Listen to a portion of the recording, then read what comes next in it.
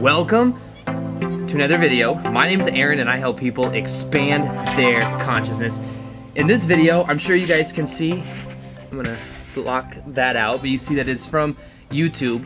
What I'm gonna do is I'm gonna open this up with you guys. I feel like it's not fair if I open it up by myself, because one of the reasons we are where we are is specifically because of all of us. So I'm gonna open this with you guys. I'm gonna answer some of you guys' questions. I asked you guys we hit 100,000 I think in September, and I had you guys write down a whole bunch of questions that I was gonna do for a Q&A video. And what happened was it just took YouTube about 3 or 4 months to get the actual plaque here. So today what I'm gonna do is I'm gonna actually do it today. So, you know, a couple months late, but hey, better than later, better than never, I guess, right? So here we go. I could have been dangerous. Okay, one more. Okay, one more. There we go.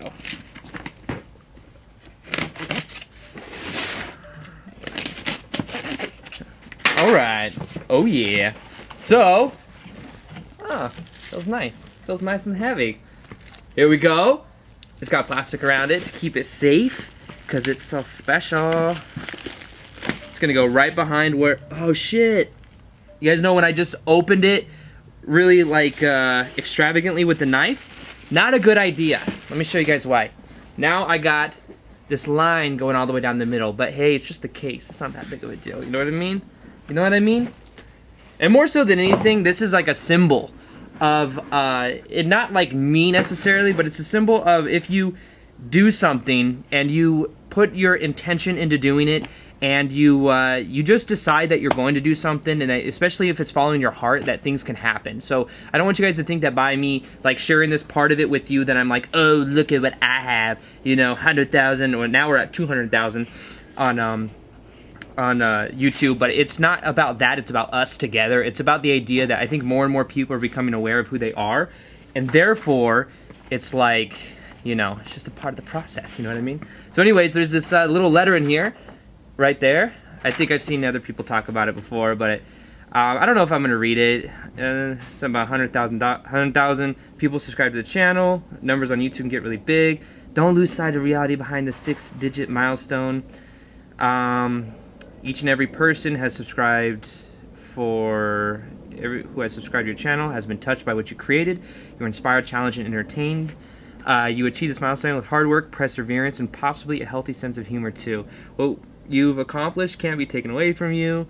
Next is a million. It's pretty much what it says. So signed by Susan, the CEO of YouTube in general. So with that, here we go. This is what it looks like. It's got plastic around it. You see the ring light, but you guys get the picture. It says Aaron Doughty, congratulations on surpassing 100,000 subscribers. So it's cool. It's a really cool feeling. It's cool to be able to know.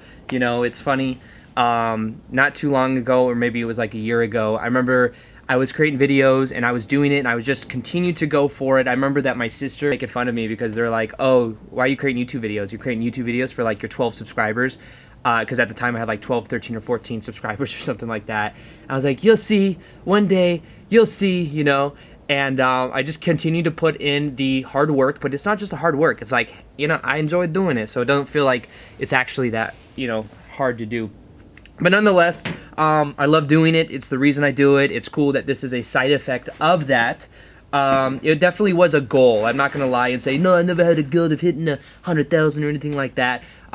It was a goal. It was an intention I had, and it's just a side effect of doing what I love, which is obviously creating videos for you guys. So in response, what I'm gonna do is a Q&A right now. What I did is I asked on Facebook, Instagram, and Snapchat, mainly Facebook and Instagram, for you guys to send in questions, and I got a whole bunch of answers from you guys, or questions from you guys, and what I'm gonna do is I'm gonna answer some of those right now. Let's see, there's a whole bunch of them, so there's like 3 pages, and I kind of screenshotted a whole bunch of them, simply because it makes it easier. Couldn't make the printer wasn't working for some reason, so I was like, hey, I'm just gonna do it this way. Although The Secret is quite outdated in terms of LOA concepts, do you think it's still good to watch? Absolutely. I think that if you've never seen anything with the LOA before, like the law of attraction, I think that it can be very powerful. For me, it was the seed that was planted. I remember I was like 14 or 15 years old. My mom was like, you have to watch this movie. And I was like, oh, you know, I was kind of like putting it off, but eventually I did, and that's what planted the seed. And then years later, it just kept deepening, and I kept seeing more and more correlation. I remember when I watched it, there was like this feeling inside of me, like there was something true about it, there was something real about it. And then what I did is I simply started to pay more attention to what I was thinking of. I'd been a pretty positive person because I went through a lot of stuff in my childhood that was very negative, so when I came out of that, it was like everything was positive because I had my freedom, you know, I wasn't being controlled by somebody, so it was like all of a sudden I was able to kind of do what I want. So even if something was bad, it wasn't as bad as it used to be. So I could definitely see that correlation between my thoughts and my experiences. So I'd say yes, but there's a couple things that The Secret kind of underemphasized, and that is thinking that it's mainly just about the thoughts themselves. It's about putting it into a complete unit of understanding, taking action, understanding not just taking action, but also your energy, how you view yourself, your beliefs about who you are, and going at it from that point of view. But it is a good barrier to entry in a way to get started. So that's what I say about that. A couple unique questions. Aaron, love your videos. Could you share to us your daily routine so we know what we should do? That's from Andy Chill. So my daily routine is different than it used to be. I get up every day. The first thing I do when I get up is I come out of bed and I get and I meditate. Right next to my bed is a meditation station. That's what I call it. And I got a candle on there. I light the candle. I start the flame. The reason I start a flame is because it keeps it so that my eyes don't wander so much. I find that when my eyes are wandering, my mind is wandering as well. So that's something that I do for about 10 minutes, 10-15 minutes. After that, sometimes I'll get on this thing called an acupressure mat, which is like this thing that has like the little spikes on it that you lay on. And I do that every now and then, kind of like when I remember. One thing I've done almost every single day for the past about a year now is I've been doing cold showers. So I wake up, I meditate. Right after that, I get my camera set up. So I just kind of like the tripod and all that stuff. And then what I do is I get in the cold shower. It's like as cold as it can be. Right now it's winter. It's pretty cold out, so the water pretty much comes out. You know, I'm in Vegas, so in the summertime it takes a minute for it to get cold actually. But right now it comes out really cold. I take a cold shower for about a minute and a half. Then when I'm done with that, I go dry myself off and I get straight into shooting videos. I shoot about 3 videos a day. I'm about 70 videos ahead right now on YouTube. And it's like I also create videos for programs that I have. I create videos just pretty much the first like hour of my day. After that, I go straight into editing. I normally edit those videos. I find that if I have too many videos and I don't organize them by putting them into one spot, it gets really confusing. So I edit them right after I'm done with that. I upload them, and from there, normally what I'll do is do some business stuff. So normally it's some type of marketing stuff, learning online. And then what I do is I go to the gym. Now I go to the gym normally with my buddy Victor Odo, who's a fellow YouTuber. We're best friends. We hang out almost every single day. We go there, and then after that, normally I will go eat. And then I'll try to relax. I mean, I say try, like I have to really try, but I love what I do. I love business. I love being an entrepreneur. I love everything about creating of what I do. So I do it a lot. I'm not going to lie. I probably, when I left my 9-to-5 back in August, I was working probably 40 hours a week and making videos about 20 hours a week. I probably work about 60 hours a week or more, probably 70 hours a week, but I love what I do, so it don't feel like work. You know what I mean? So that's what I do. I normally go to bed. And when I go to bed, normally what I do is I walk outside on grass barefoot for about 2-3 minutes. I just feel like it helps ground me, especially because I'm looking at a computer screen all day. So I know I just answered that really long, but you guys kind of get the picture. But that's kind of my daily routine. I eat healthy. I drink alkaline water. Not that that makes me better than anybody else, but I feel like it gives me so much energy. So yeah, I keep doing it. This is from Terry. It says, how do you keep focused on seeking one goal to manifest? Now, the idea to this is, You just have to learn how to manage your thoughts more so than anything else, and then to follow through with your actions. So I've been talking about this a lot on the channel recently. It's about setting intentions. If you simply set more intentions in your life, you will start to get better results. Most people, they don't know what they want. They're not moving in any specific direction. And when you do that, it's kind of like having a boat without a sail. It's like the boat can't really go anywhere because the sail isn't set up. So the idea is you set up the sail, that's kind of your intention. Let that carry you through where you're going. Set intentions, and as you set the intention for that, and you follow that up with taking action, and make sure it's connected to your heart as well. Most people make goals about money. You see, the thing is the head can connect to the money, right? Because the mind looks at the money and goes, oh, that's something good because that money translates into freedom. The money equals that freedom of emotion. The heart connects to more of emotion. So what we must do is find our passion and to do that, or to find parts of what we're doing and make it passionate. And as we do that, we see better results. So I'd say the easiest thing to do is to also set intentions, but also to be aware of what are your beliefs about your own focus. What are your beliefs about the process? Because if you believe it has to be complicated, then it will be. If you believe that it's hard to focus, well, guess what? That becomes a self-fulfilling prophecy. So become aware of what those are. It makes it so much easier. Set more intentions, and I think you'll find that things happen in a much easier type way. I said that very slow so that it bought me some time to find a question. What caused your spiritual awakening? Good question. What was it? It was mainly I started meditating, and I've always been interested into the deeper things of life, like the surface conversations and stuff. I've always wanted to go deeper, and I just in general with people, you know. And for me, I started learning about how I wanted to know how reality works in general, and it was very mind-blowing to me because I would talk about it with like people that I knew, and it was like almost people just weren't interested in it. And I was like, why? Why don't people want to know how things happen, so that if you know how things happen, you can figure it out and create what you want in your life? And that was one thing that I started, you know, I've always kind of been focused on. And then I started meditating because I had, quote unquote, at the time, what's called ADHD. So I was taking Adderall for that, which is the prescription drug they give out. So harsh side effects, couldn't eat very much, couldn't sleep very much. So what I did is I decided that I was going to find something that was an alternative. So I came across meditation. There was just so much black and white type information online that said meditation is very beneficial and all these benefits of it. So I tried it, and I did it, and it was like the second or third day in, it just, everything started to change for me. I started to feel so differently. I felt like on a scale of 1 to 10, I was maybe normally feeling at a 4 or a 5. All of a sudden, I'm feeling like a 7 or an 8. I did not know what was going on. I started to feel better majority of the time. I started to become aware of how my beliefs were creating my experience. I became aware of how my thoughts were correlating with what I was experiencing. And from that, it changed just about everything. And I started to feel differently from a spiritual point of view. You know, I grew up going to church and stuff, and, you know, kind of like, not forced to go, well, kind of. And it was like, you know, it's never really resonated with me, the whole idea of having, like, I guess the stereotypical way that we understand religion, where like kind of like a fearful God that controls and wants, like, it's jealous of certain things and all these like kind of motions. It just didn't really make sense to me. So I always kind of had that perspective as like, oh, that doesn't really resonate with me. So I was like, I believe in something more, but I didn't know what to label it as. And then when I went through my spiritual awakening, I realized this more connection between all things. I realized that we are all connected, and it made it a lot easier for me to then you know, I don't really believe in the label of it, but I do believe there's much more to life than just this physical experience that we're having. And whatever we call it depends on the person and the person's belief systems. But for me, I just choose to believe that I am a spiritual being having a temporary human experience. And that's profoundly changed my life in so many ways, because I'm able to see fear in a different way. I'm able to interact with people in a different way, because I realize that at a deeper point, people are a reflection of...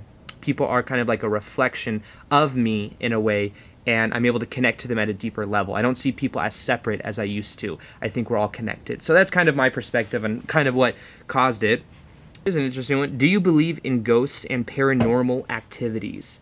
I think that the better question to ask is, or the answer to that is that it depends on the person's belief systems. Now, I believe that if people believe into that, and a lot of people fear it, so people will have certain experiences of it, but I think that we live in a reality that is much more vast than we can possibly imagine, and I think that it's possible, if not probable, that people can have those kind of experiences. But at a deeper level, it's a reflection of our own consciousness. So it's not something to really be feared necessarily. I do believe that there's just more to life in general, and I'm not saying that I totally know everything about it or like I see, because I'm definitely not that kind of person that can see things like that. But I don't discount it, and I don't like think that it's not true just because I haven't had a lot of experiences. My sister actually, one of my younger sisters, she actually has been very clairvoyant since she was like really young, since she was like 6 or 7 years old, and she's been able to see kind of like people that have passed over, and it freaked her out for a long time, but she's been able to do it, and she kind of gotten used to it. And I remember it was kind of weird for a long time because we didn't know how to, me and my mom, we didn't really know how to respond to it, but it's something that, it definitely opened my mind, because I'm not going to sit there and think my sister's crazy. I actually would listen to her and see what she was thinking, and, it's from such an early age, So I find it interesting. I don't put too much power into it in a fearful type way, but I think it's cool nonetheless. So that's kind of my perspective on it. Let's see. Let's go to this page. I like this question. How do you handle meaningless conversations? Small talk, weather, gossip, award shows, talk about TV shows like The Bachelor, Kardashians. I feel like 90% of conversations I encounter are like that. That's something I deal with every now and then, because I go to the gym. This gym I go to, there's a sauna there, and when you're in there for a long period of time, it's like you just kind of want to talk because it makes the time go by faster. And a lot of times people are talking about, when the election was happening, it's about the election. When it's like the weather and stuff like that. But the way you get through that is you consciously decide that you can push through and become somebody that helps people kind of feel comfortable pushing through in a deeper level. I believe that I'm not known for this, but I'm very comfortable for people to talk to. At least I notice that a lot of people open up when I'm in a conversation with them. So if I'm having a certain conversation with someone and I want to go deeper, I can find ways of talking about certain things that ask the right questions that get them to go deeper and to feel comfortable with it. So it's not so much anything other than just be open yourself and understand that if you make it so important that people think, know what you're thinking, or know that it's a shallow type conversation, or if you judge it in your mind, then you might start to block it out. Just allow it to be there and decide that you can veer the conversation in another direction, and that as you veer it in another direction, you are influencing it in that way. So you can do that by asking the right questions, genuinely being interested in somebody else, and being open yourself, because people can feel how you feel. So if you feel kind of not judgmental, but in a way labeling it as this is very shallow or something like that, they'll feel that, and they'll kind of compensate and ping back and forth on that. So I'd say first off, just to simply let go of the label itself, and then just ask questions and realize that you can steer the conversation in a certain direction. A lot of times if people are talking about stuff that's like very kind of like deeply like a negative type situation, what I do is I'm not like, oh my god, that's negative, I don't want to talk about that. I just simply ask a new question in a different direction. I'm like, what about this? And then I kind of point, or I'm talking about something. Didn't you mention last time that this is what you were going to do? How did that go? I just kind of veer the direction of the conversation a little bit. Where's your favorite place to go for 2 or 3 days that's like very spiritual? That would be Sedona, Arizona. That's my absolute favorite place to go, is Sedona, Arizona. There's something about it. It's funny because I don't really, I live in Las Vegas. I'm not really that crazy about deserts and stuff like that. I like normally to go to somewhere where it's very green, or the beach or something, because it's different. But I had a lot of people telling me, you should try Sedona. I think you'd really like it. You like the vibe there. It's like, I eventually went. And since I went like 2 or 3 years ago, I go almost every 3 or 4 months now, because there's something about the energy there. There's something, it's just such a high vibe place. I'm not really sure how to put my finger on it. I believe that it's something you just know when you go there, you just kind of feel it. You know what I mean? Now, other places, I went to Costa Rica. Costa Rica has an amazing vibe as well. I've been to Hawaii. Hawaii, from what I understand, we all have chakras. The idea is that Hawaii is the heart chakra of the world. I think that's why a lot of people go on honeymoons there. And yeah, Hawaii was really cool too. But I'd say more so than anything though, Sedona. If you can make it to Sedona, go to Bell Rock. That's my favorite place to hike in Sedona. And it's pretty easy to get to as well. You can go up as far as you want. But me and Victor went there recently. Actually, we had a whole bunch of work to do, and we decided to go there, and we had a really good time. It has to do with understanding free will but can something be determined at our birth? So, in general, there's a couple different ways I can take this. I'm going to do it the less complicated way right now, because what I could talk about is the idea of understanding that the only moment that exists is right now. So before we were born, it's kind of like a perception of an outdated terminology, when really that exists right now, that version of you. It's just that your perception is kind of filtering through to where you are now. So it's like almost like there's an infinite number of past probabilities and an infinite number of future probabilities. So the idea is that right now we're creating that in the present moment. So you connect to a different part of your past when you're feeling in a certain way, and think about it, you're in a certain state of being. You connect to a different past than you do when you're in a different state of being. That's because the neuronal structure in your brain, the way the synaptic connections in your brain work, they go down the path of least resistance, and when you're in a certain feeling, that's a different past that you're connecting to. So the idea is just having that level of awareness. But when it comes to it, in general, yes, I believe that from that perspective, we do have certain things we want to accomplish. I think that for me, one thing that I wanted to do in life is to share this kind of information and to be some type of speaker, to be a voice in some way, whether that's through me doing videos like I'm doing, or whether that was through writing or some type of modality of sharing ideas.